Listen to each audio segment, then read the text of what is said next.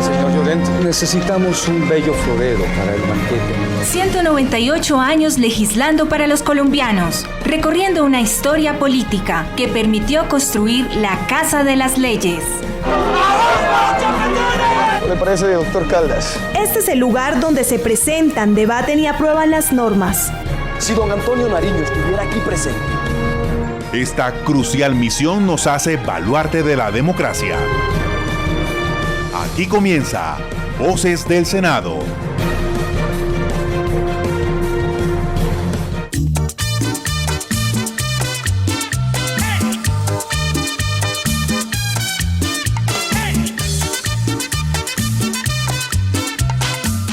Amables oyentes de las 53 frecuencias de la Radio Nacional de Colombia, muy buenos días. A ustedes y a quienes nos siguen a través de las diferentes plataformas virtuales, en donde nos encuentran como Senado Colombia en Facebook y YouTube, y en Twitter somos @SenadoGovco, siempre con el numeral Voces del Senado. Les decimos muy buenos días.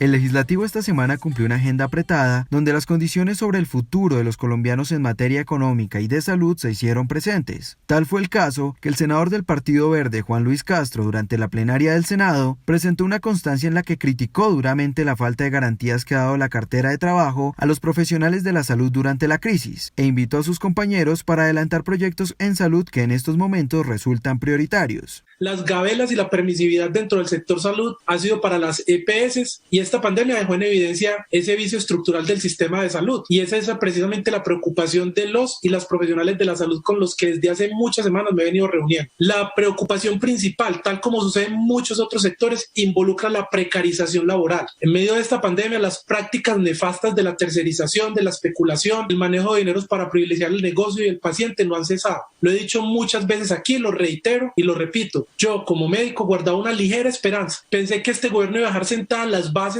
para una contratación diferente, para una contratación digna del talento humano en salud, y eso pues desafortunadamente no se dio. Los resultados que estamos viendo pues son precisamente por el maltrato que le hemos dado a nuestros trabajadores de la salud. En esta pandemia se pudo haber avanzado en un régimen especial laboral para el personal de salud. En marzo, cuando iniciaba todo apenas toda esta crisis, junto con congresistas de varios partidos, sociedades científicas, sindicatos, asociaciones, en fin, presentamos una propuesta al ministro de Trabajo, del Custodio Cabrera, un borrador de una normatividad que le permitiera tener más dignidad a todo el talento humano en salud, y eso se quedó en deseos, en sueños, porque no pasó absolutamente nada. Dejemos tantas peleas insulsas y pongámonos a trabajar en lo que realmente es importante en estos momentos de la pandemia. El Congreso tiene una imagen desfavorable del 74%, según la última encuesta del Pulso País de Atexpo, y yo creo que nosotros podemos recuperar la confianza de la ciudadanía si hacemos propuestas serias de país. Asimismo, dentro de las comisiones, los senadores plantearon nuevamente medidas que son necesarias a adoptar una vez se abra la posibilidad de una reactivación económica, y de las cuales les hablaremos en la emisión del día de hoy. Bienvenidos.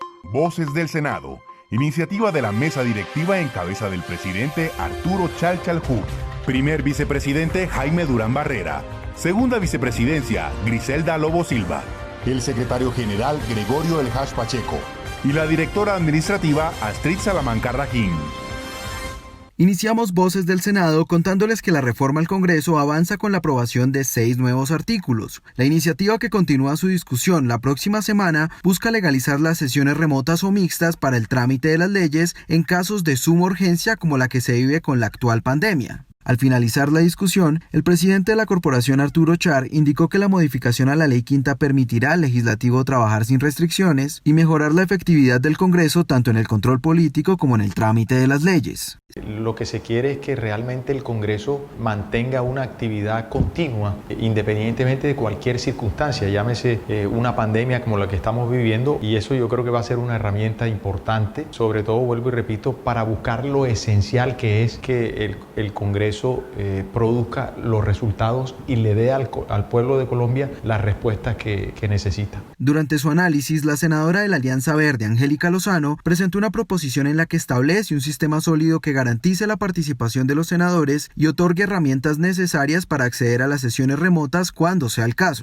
Bajo ningún caso, dice nuestra proposición, se podrá votar en sesiones no presenciales y mixtas proyectos de acto legislativo, leyes con mayoría especial. A su vez, también fue avalada la proposición por medio de la cual se dan garantías en la discusión y votación de todo lo que involucra el proceso de paz de manera presencial. El senador del partido de la U, Armando Benedetti, se refirió al respecto. Que lo que quiere buscar es blindar los acuerdos de paz en la era virtual. ¿Qué significa ello? Que para votar cualquier tema que tenga que ver con la paz, que sea acto legislativo, tendrá que discutirse presencialmente y votarse presencialmente. Voces del Senado.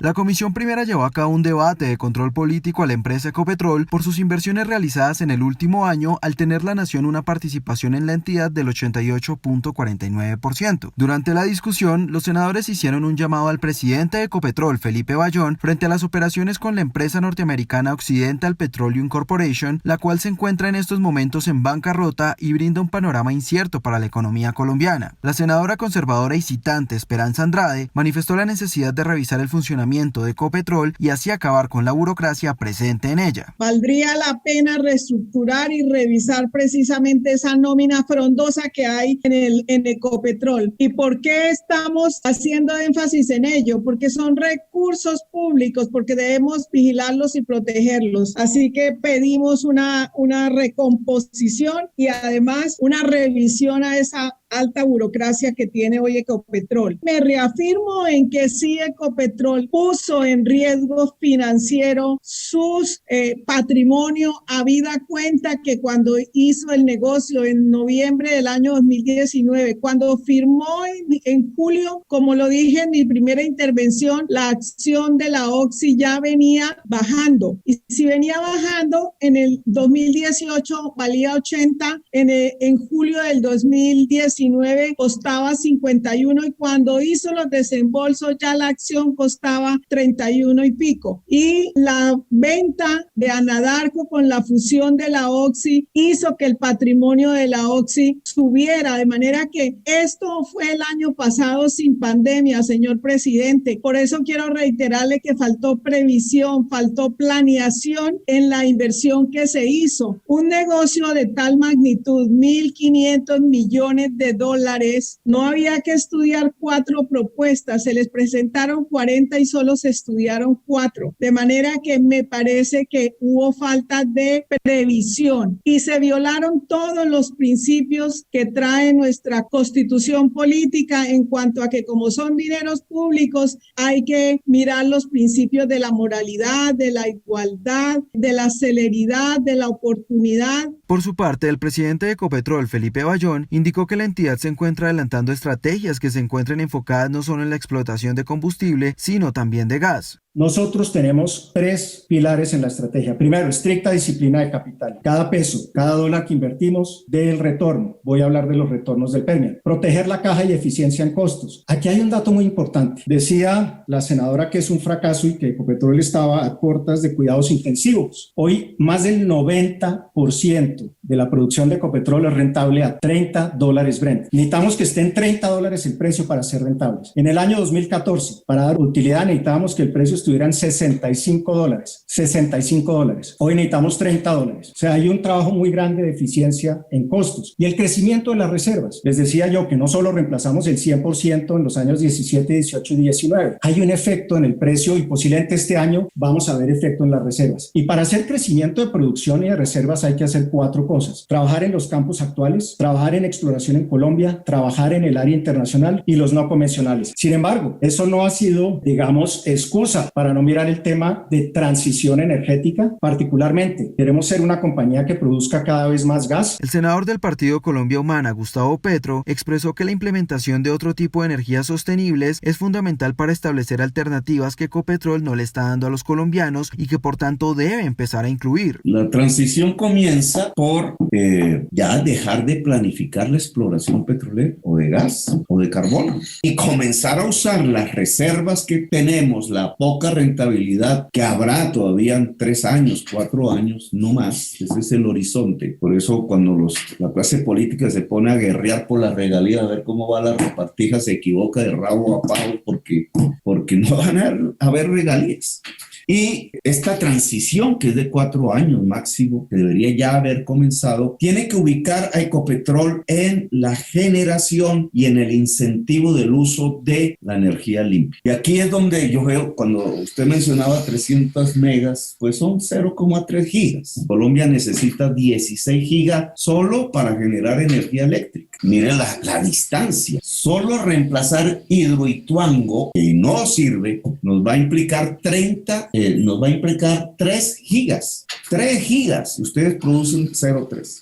El campo para allí invertir es inmenso. Pero además está lo que no es energía eléctrica hoy conectada, que es los vehículos, el transporte masivo, los trenes, porque hay que cambiar las tractomulas y su geografía hoy por trenes que generan costos de transporte muy inferiores y no contaminantes, etcétera. Toda esa transformación hacia una economía descarbonizada podría tener como eje, con lo poco que ya queda del Fondo de Inversiones de Ecopetrol, a Ecopetrol. A su vez, la senadora Paloma Valencia del Partido Centro Democrático señaló que bajo ningún concepto se puede contemplar la venta ni privatización de la entidad, pues Ecopetrol es para los colombianos. Creo que es evidente que los colombianos vamos a necesitar muchos recursos para superar esta crisis. Es evidente que muchas empresas pequeñas, de esas millones que se han destruido en esta pandemia, van a necesitar los recursos nacionales para poder reactivar la economía. Pero nosotros no estamos de acuerdo con una venta de Ecopetrol. Nosotros consideramos que valdría la pena que se estudiara la posibilidad de esa capitalización en los mismos términos que se hizo durante el gobierno del presidente Uribe, es decir, que sean los colombianos los primeros llamados a comprar esa emisión de acciones y que permitiera que los colombianos sigan siendo los propietarios de esta importante empresa. Voces del Senado. Continuamos en Voces del Senado y les contamos que los integrantes de la Comisión de Ordenamiento Territorial se reunieron con los presidentes de Fede Municipios y Fede Departamentos para analizar la participación regional en el presupuesto general para el año 2020-2021, que será clave en la reactivación económica. Al interior del debate, se destacó la importancia en la descentralización de los recursos en temas de infraestructura, de producción y de salud. El senador del partido de la U, Werner Zambrano, indicó que se necesitan medidas de mayor impacto para el restablecimiento de los municipios afectados durante la crisis sanitaria. Mi preocupación a veces es que el gobierno en muchas ocasiones pasa temas inmodificables. Eso tiene que alertarlos, no tanto a nosotros, sino a quienes hacen parte más que todo de las comisiones económicas, que aquí en nuestra Comisión de Ordenamiento Territorial en buena hora hay una buena representación. Y cuando nos llegan a plenaria, allá sí que es peor modificar.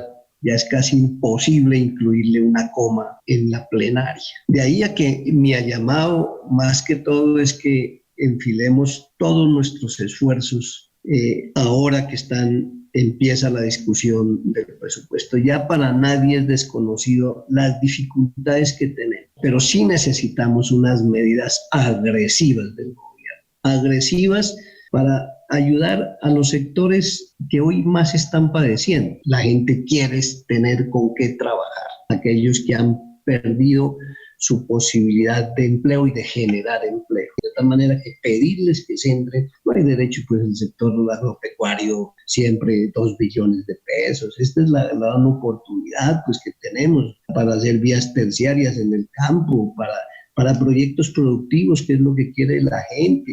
A su vez, el presidente de Fede Municipios y alcalde de Mosquera, Gian Jerometa, afirmó que la reactivación económica es clave para incentivar el desarrollo de municipios, destacando además la importancia de apoyar el agro. Cuando el gobierno nacional habla en este presupuesto general de la nación de la reactivación económica, para nosotros es muy importante que se tenga en cuenta una consideración particular. Es que quienes realmente hacemos uso de las diferentes estrategias para buscar la reactivación económica somos los municipios y los departamentos. Aquí es donde realmente recaen las necesidades y los problemas básicos. Por eso es absolutamente importante que todos esos recursos que se tengan destinados para la reactivación económica se hagan de la manera que se vienen realizando, pero también con ojalá con una transferencia a los municipios para que nosotros podamos realizar los proyectos y los programas de manera directa y que tengamos un impacto en la población, conociendo las circunstancias actuales que se están presentando.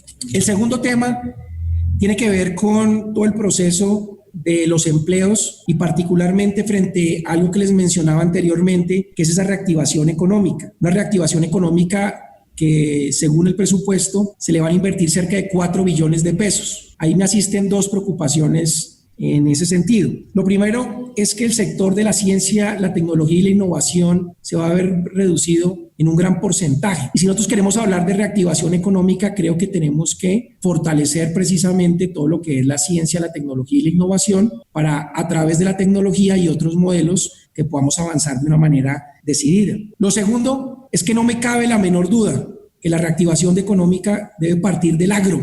El agro es fundamental. En este sentido, el senador del Partido Alianza Verde, Jorge Londoño, indicó que brindarle herramientas a los ciudadanos de los departamentos y a los municipios es clave para la reactivación económica en el país, así como incentivos para el agro colombiano. Seguramente que la recuperación económica del país se va a basar en la minería, en la explotación de carbón, de oro, de petróleo, lo cual nos parece legítimo, pero nos parece que va a ser nefasto para el ambiente y que las futuras generaciones van a tener que pagar muy caro estas decisiones, porque van a ser ellas las que, por la desmejora de su contexto, de sus recursos naturales, van a tener que pagar lo que nuestras generaciones han hecho. Por eso nos parece que es importante entonces que todos esos recursos que se van a dirigir a la recuperación económica, como bien lo decía el alcalde de Mosquera, se empiecen a ejecutar desde los municipios, desde los departamentos, y nosotros, pues que somos representantes de las regiones, pues debemos dejar esa constancia porque es pertinente y obligatorio que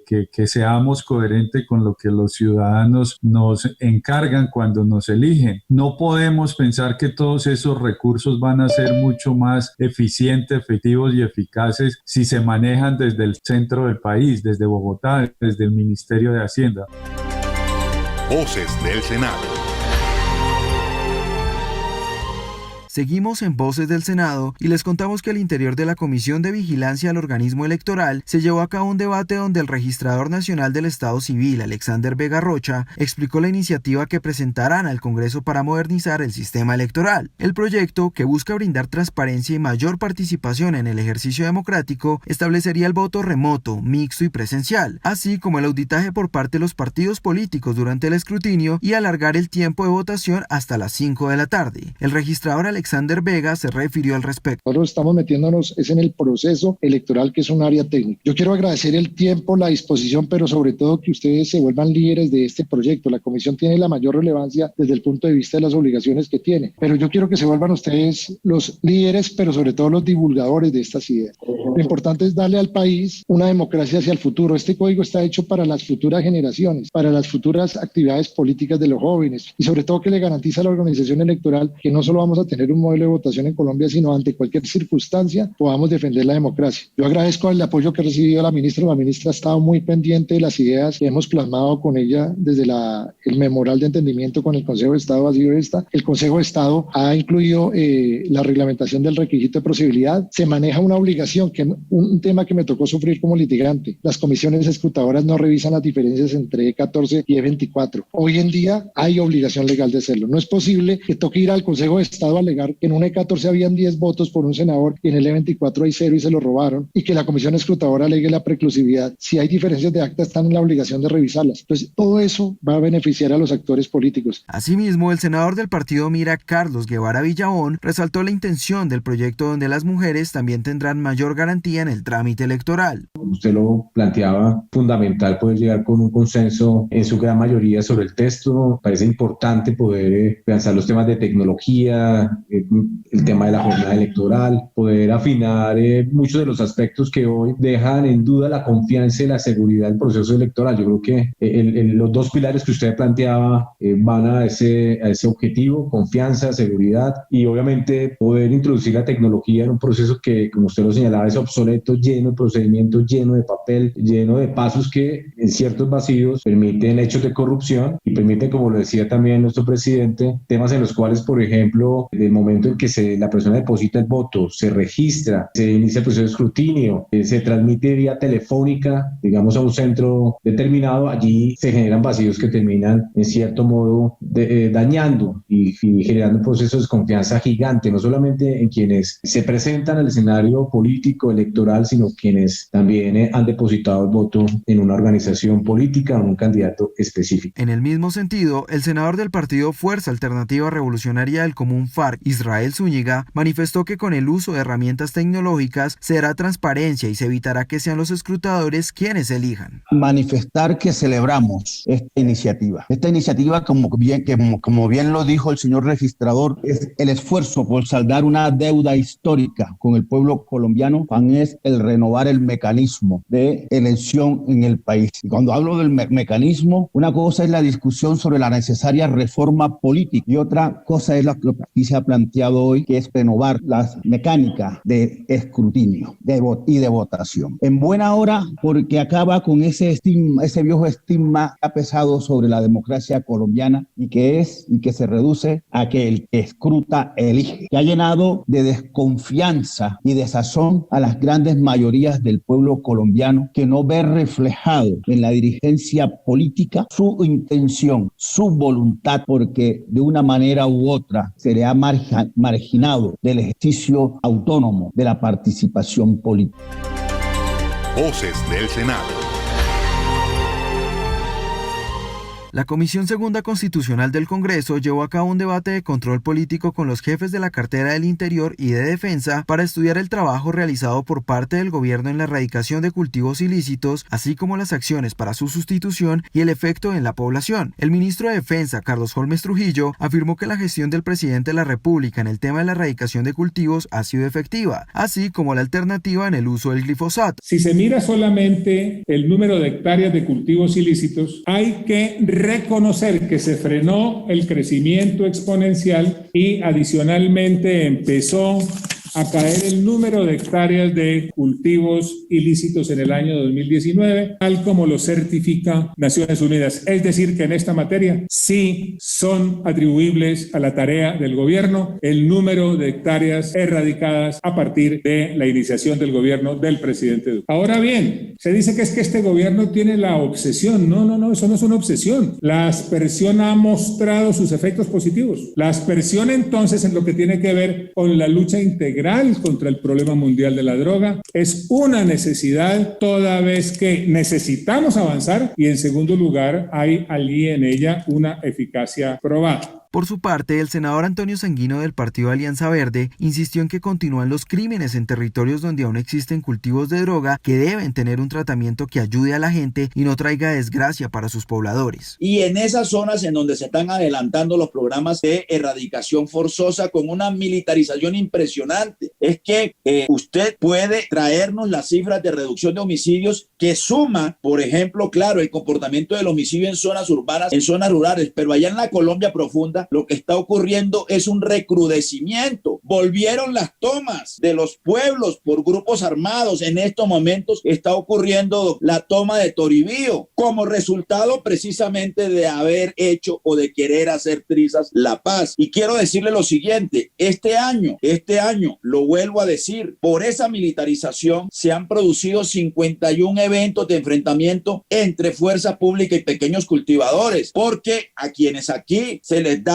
de manera muy poco rigurosa por igualar el gran narcotraficante con el pequeño cultivador, debo decirle que los expertos hablan de los eslabones más débiles de la cadena y son los que aconsejan política de salud pública para el consumidor y no llevarlos a la cárcel ni criminalizarlos, y por supuesto programas de desarrollo alternativo y de sustitución que, como bien lo recordó el ministro de Defensa, ha sido también una invención colombiana y una construcción de búsqueda de una perspectiva distinta de tratamiento de los cultivos de uso ilícito que desafortunadamente en este gobierno se desestiman en favor de estrategias militaristas que golpean sobre todo a los eslabones más débiles, que están además acechados por el cruce de distintos fenómenos de violencia. A su vez, la ministra del Interior, Alicia Arango, expresó que el gobierno tiene presente la situación de los líderes sociales y de quienes son víctimas en esta situación. Las garantías de protección y seguridad que el Ministerio del Interior le ha brindado a los líderes sociales sociales en zonas donde hay cultivos ilícitos. Lo primero es que sí es importante reiterar el compromiso que tiene el gobierno nacional con la firma del Pacto por la Vida. Ese compromiso reconoce las debilidades y las problemáticas que actualmente está viviendo el país con respecto a la protección, la seguridad y las garantías a la vida de los líderes sociales y a los defensores de derechos humanos, a los comunales y periodistas. Por su parte, el senador del Partido Cambio Radical, José Luis Pérez, afirmó que el Estado debe incluir una política integral y de protección que ofrezca alternativas para darle a los campesinos opciones de trabajo. Una política de Estado debe contemplar acciones integrales y en ellas rescatar el bienestar de los territorios, un desarrollo alternativo y en este caso, por supuesto, la sustitución de cultivo. Lo que pasa en todo lo anterior, en materia de definición académica, hay que advertir que el plan estratégico del actual gobierno del presidente Iván Duque debe dar cuenta de combatir un crimen transnacional, contrarrestar fenómenos de criminalidad hoy registrados en diferentes partes del territorio nacional que están soportados por una economía de una globalización desviada. Y debemos, con el poder del Estado, militar y policialmente, responder ante esa amenaza definida por la Carta de las Américas en el año 2003 como una verdadera amenaza global. Voces del Senado.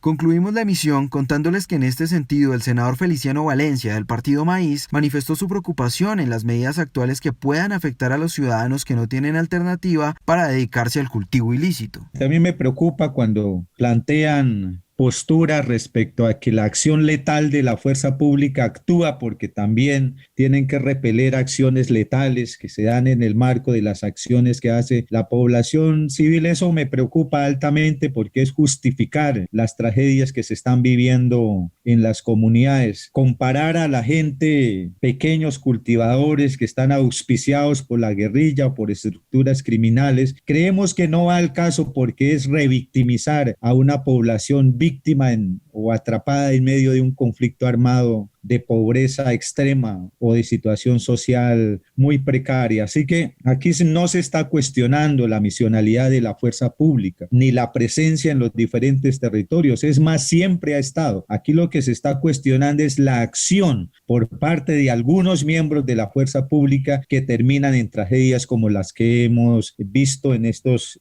últimos días o siempre ha estado ahí en ese término. Entonces no es azuzar unos discursos de odio, no es azuzar, echarnos la culpa de los unos a los otros. Yo creo que hay que ser más grandes en eso que planteaba el senador José Luis Pérez.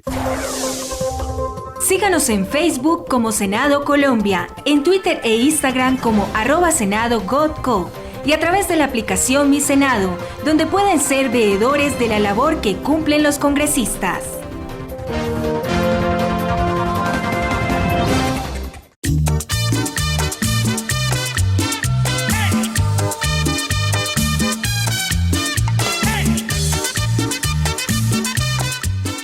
Si desean ampliar de información sobre los temas del legislativo, nos pueden escribir al correo electrónico vocesdelsenado@senado.gov.co. Este programa se realizó bajo la dirección de la jefe de la Oficina de Información y Prensa, Raquel Gutiérrez Vizcaíno, la coordinación de Maritza Parto Rojas y en el trabajo periodístico quien les habla, Alexander Ariza. Les deseamos un feliz día y no se olviden de nuestra cita todos los sábados y domingos a partir de las 7:30 de la mañana. Somos Voces del Senado.